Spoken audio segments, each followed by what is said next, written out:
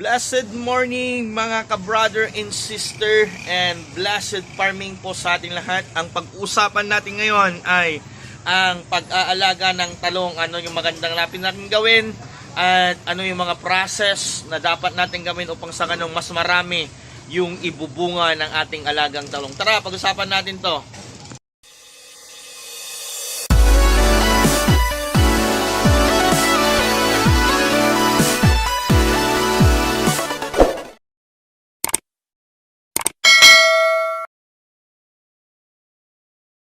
So blessed morning, yun po yung ating pag-usapan, yung alagang talong.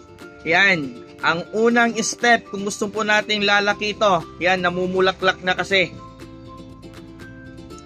Marami ng mga bulaklak. Yan, marami na po silang mga bulaklak.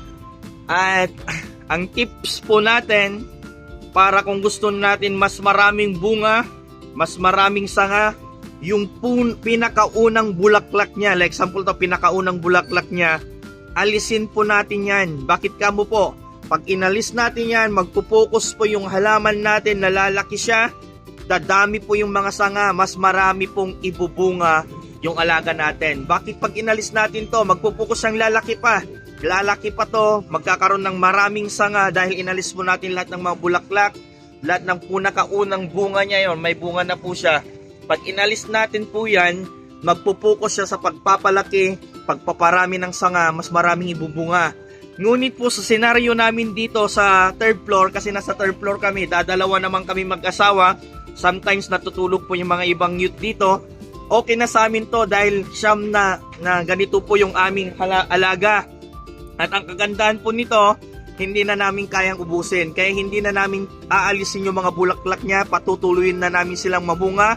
At mayroon na kaming matitikman na bunga niya. Pero kung yung purpose mo, malawang yung space nyo, maganda yung space po ng mga bahay po natin, alisin natin yan, pupukus siyang lalaki, mas maraming sanga, mas maraming bunga. Ngunit sa senaryo po namin kasi, nasa rooftop kami, kaya limited lang po yung space.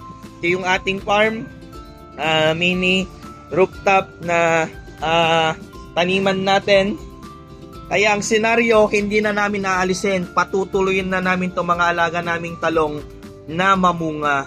So yun lang po ang ating mini vlog. Nawa po ay may natutunan po tayo.